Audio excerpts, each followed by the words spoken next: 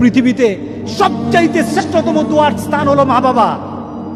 ওই মা বাবা যদি হাত পাতে আরশ পর্যন্ত পৌঁছে যায়, ওই মা বাবা যদি বদদুয়া করে, পৃথিবীর সব তীর সব টার্গেট মিস হতে পারে, কিন্তু মা বাবার বদদুয়া কখনো মিস হয় না, কখনো মিস হয় না।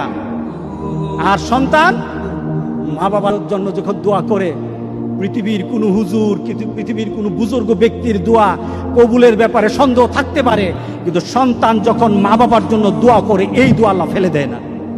সুবহানাল্লাহ। কারণ মা বাবার এই দোয়াটা শিখিয়ে দিয়েছেন স্বয়ং আল্লাহ সুবহানাহু ওয়া তাআলা, রব্বির হামহুমা কামা রব্বায়ানি সাগীরা।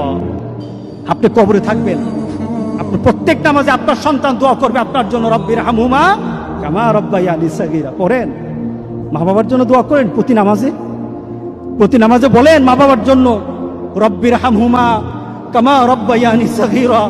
আপনি দোয়া করেন, দেখবেন আপনার দোয়ার কারণে আপনার সন্তান আপনার জন্য দোয়া করছে। আপনাকে আল্লাহ যেন এমন সুযোগ করে দেয়, এমন কুলাঙ্গার সন্তান যেন আমাদের সন্তানগুলো আল্লাহ না বানায়। সবাই বলেন আল্লাহুম্মা আমিন।